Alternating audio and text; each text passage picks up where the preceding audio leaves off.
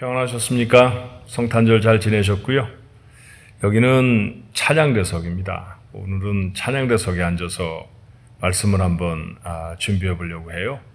이곳에서 늘 하나님을 찬송하는 그런 내용들이 요한계시록 마지막 부분하고 좀 이렇게 일맥상통한다. 24장로들과 하늘에 있는 허다한 성도들, 천사들이 찬송하는 그런 모습들이 연상이 되기도 하고 해서 찬양대석으로 한번 좌석으로 옮겨봤어요.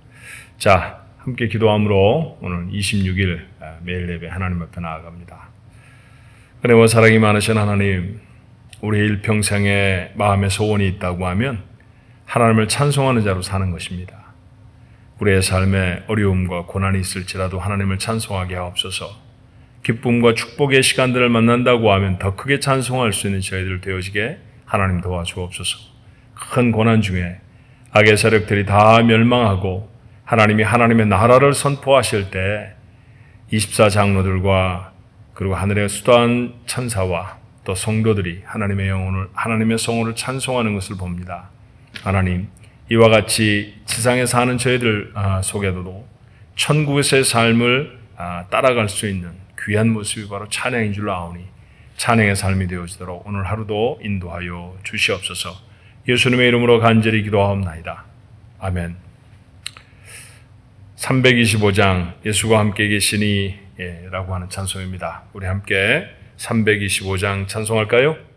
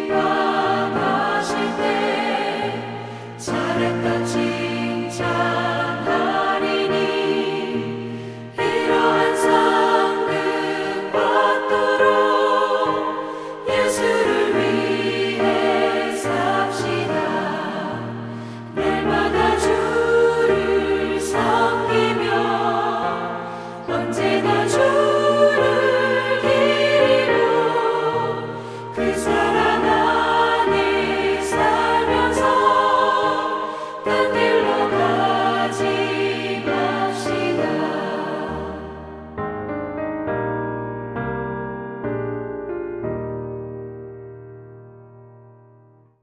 오늘 주신 하나님의 말씀은 요한계시록 20장 11절로 15절의 말씀입니다. 짧은 말씀이에요. 요한계시록 20장 11절로 15절의 말씀 우리 같이 읽어봅니다.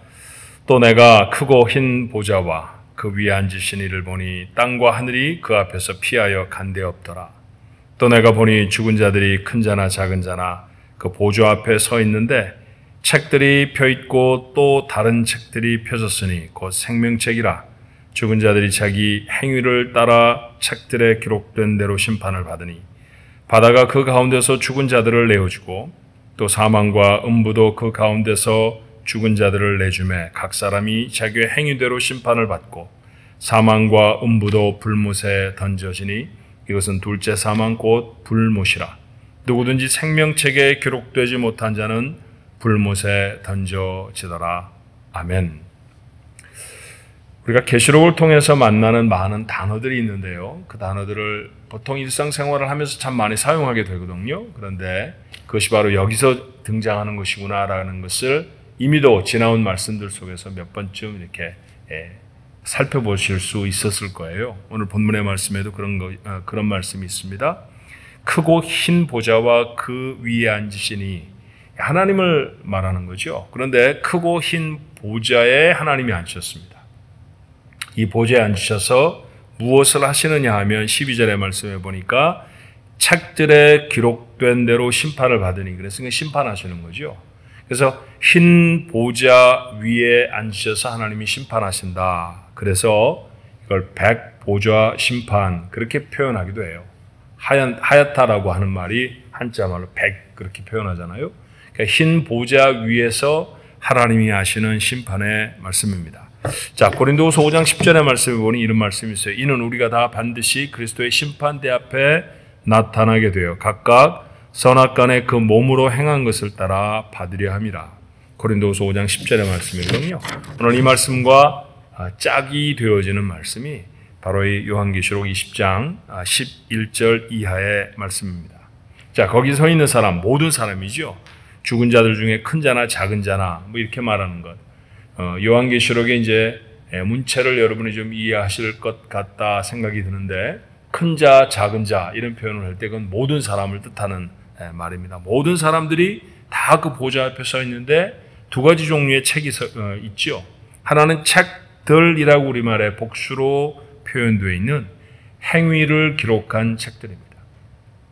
이 세상에서 살아가는 사람들이 어떤 모습으로 살아갔는지에 대해서 그걸 기록해 놓은 책이 하나 있고요. 또 다른 책이 있는데 우리가 늘 말하는 생명책이 있습니다. 생명책. 그 생명책에 기록되어 있습니다. 그러니까 기록된 대로 심판을 받을 거라고 했어요. 그렇죠? 자, 심판을 받는데 그 심판의 내용들이 어떻습니까? 14절의 말씀에 보니까 사망과 음무도 불못에 던져지니 이것은 둘째 사망 곧 불못이라. 이런 심판을 받는 거예요. 자, 먼저 불못이라고 표현되어 있는 이 어마어마한 심판의 내용들을 순차적으로 요한계시록은 기록해 왔었습니다. 19장 20절의 말씀에 보니까 짐승과 거짓 선지자들이 거기 먼저 던져질 것이라고 했고요. 20장 1절에는 마귀를 그곳에 던지시겠다고 말씀하시기도 해요. 그리고 오늘 본문의 말씀에 보니 사망과 음부도 그 안에 던집니다. 사망아 내 쏘는 것이 어디 있느냐 이런 표현 여러분 기억하세요? 고린도전서 15장 26절의 말씀에 보니 맨 마지막에 멸망받을 원수는 사망이라 이렇게 말합니다. 사망 자체를 어떤 현상으로 말하는 것이 아니라 의인화하여서 사람들을 괴롭히고 사람들을 두렵게 하는 악한 마지막 존재로 표현하는 것이죠. 그것조차도 불못에 던져져 사라지게 하시는 것, 이게 바로 최후의 심판입니다. 그걸 둘째 사망 그렇게 표현했거든요. 사실 요한계시록에 첫째 사망이라는 표현은 없습니다. 그러니까 무엇이 첫째 사망인가에 관해서는 요한계시록 성경은 말하고 있지 않지만 둘째 사망이라고 말씀하시는 거로 보아서 첫 번째 사망은 육체적인 죽음을 뜻해요. 자, 육체가 죽은 사람들은 그것으로 끝이 아니라는 것이죠. 두 번째 사망이 있을 것이다 라는 얘기입니다. 두 번째 사망은 무엇입니까? 불신자들을 멸하시는 불못의 형벌입니다. 다시 말하면 지옥에 정말 집어던져지는 것이죠. 자, 이것은 존재가 정지되는 차원의 죽음을 뜻하는 게 아니에요. 여전히 의식이 있는 상태에서 무엇이 다 느끼고 고통스럽고 괴로움을 갖는 상태에서 경험하게 되는 끝이 없는 고통, 그 영원한 고통의 상태를 둘째 사망이라고 말합니다. 두려운 것이죠. 누가 이곳에 들어갑니까? 누가 이곳에 들어가지 않게 되어졌나요? 자, 15절에 이렇게 말해요. 생명책에 기록되지 못한 자, 그는 불못에 던져지리라. 자, 그러면 앞에 말한 행위의 가장 중요한 행위는 무엇이냐 하면 과연 우리가 예수를 어떻게 취급했느냐라고 하는 행위가 아닐까요? 그래야 되겠죠. 내가 정말 구주를 예수님을 내 구주로 모셔드리는 행위를 가진 자, 그것은 성경의 약속대로 사망에서 생명으로 옮겼느니라. 다시 말하면 죽음을 당한, 심판을 당한 두 번째 사망을 경험할 책에서부터 생명책으로 그 이름이 옮겨지는 것이죠. 고대 사회에는 이렇게 사망에 이르도록 누군가를 이렇게 죽음으로 몰아가는 그런 형벌을 주어야 하는 사람들을 적는 책들이 있었던 모양이에요. 그런 것에 익숙하던 사람들은 아마 이런 표현들이 익숙하게 들려졌을 것입니다. 그때 시절로 간음을 해서 그때 시절을 상상을 하면서 오늘 이 말씀을 읽어 봐야 하는 것이죠. 자, 그렇게 우리의 이름이 생명책에 기록되어 있으므로 두 번째 사망을 경험하지 않게 되어진 것입니다. 자, 오늘 이 말씀을 읽으며 우리가 생명책에 대한 이야기로 몇 가지 마음에 다짐을 할 수 있었으면 좋겠다 하는 생각이 들어요. 생명책에 기록된 것이 내가 착한 일을 행하고 내가 정직하게 살고 그래서가 아니라는 사실을 우리가 알지 않습니까? 우리도 사실은 두 번째 사망을 경험할 수밖에 없는 사람들이었어요. 그런데 하나님 우리에게 은혜를 베풀어 주셔서 예수 그리스도를 선물로 주셨고 믿음을 선물로 허락하셔서 그 믿음을 가짐으로 우리의 이름이 사망의 책에서 생명의 책으로 옮겨졌습니다. 하나님의 선적인 은혜죠. 생명책에 내 이름을 기록해 주신 것에 대한 감사가 우리에게 있어야 할 줄로 믿습니다. 매일을 살아가면서 그런 감사함이 있어야죠. 한 해의 끄트머리에 서 있습니다. 올해가 며칠 남지 않았잖아요. 돌아보면 이런저런 어려움도 있었고 고통스러운 상황도 여러분이 있었을 거예요. 눈물 짓는 시간이 왜 없었겠습니까? 그럼에도 불구하고 지나온 시간들을 다 결산해 오는 이 시간에 우리가 하나님 앞에 선다고 하면 하나님 감사합니다. 이유가 뭘까요? 우리의 이름을 생명책에 적어주셨다는 것이죠. 여러분, 이런 어마어마하고 끔찍한 심판의 모습이 사실 우리가 경험했던 고난의 모습은 아니지 않았습니까? 그건 사실 끝이 아니었습니다. 가난하기도 했을 것이고 병들기도 했을 것이고 심지어는 사랑하는 사람을 잃어버리기도 했겠습니다만 그건 아주 영원한 끝남이 아니었잖아요. 그렇지만 이 둘째 사망은 이제는 정말 가망이 없는 끝입니다. 그곳에 가지 않게 하신 것, 생명책에 우리 이름을 기록해 어린 양의 혼인잔치에 참여하게 하신 것은 얼마나 놀라운 은혜이고 축복일까요? 이 일에 감사할 수 있는 우리 모두가 되었으면 좋겠습니다. 그럼에도 불구하고 이런 심판의 앞에 우리가 서 있다는 사실 때문에 우리는 두려워하는 마음이 있어야 해요. 베드로는 이렇게 말합니다. 외모로 보시지 않고 각 사람의 행위대로 심판하시는 이를 너희가 아버지라 부른즉 너희가 나그네로 있을 때를 두려움으로 지내라. 베드로전서 1장 17절의 말씀이죠. 나그네로 있을 때 우리가 이 땅을 살아가면서 본향 하나님 나라로 돌아가기 전까지의 우리의 삶 동안을 두려움으로 지낼 수 있어야 한다라는 겁니다. 우리의 삶이 정말 생명책에 기록될 수 있을 만한 삶으로 살아가는지 늘 점검할 수 있어야 합니다. 또 하나, 오늘 생명책이라고 하는 말씀을 읽으면서 아직도 예수를 알지 못하는 우리의 주변에 사람들이 있다고 하면 여러분 어떻게 해야 할까요? 그냥 그들을 놔둘 수는 없잖아요. 그들의 이름을 불러서 그들 앞에 나아가서 그들에게 복음을 전하고 이런 종말이 있음을, 이런 심판의 때가 있음을 그들에게 알려줘야 하지 않겠습니까?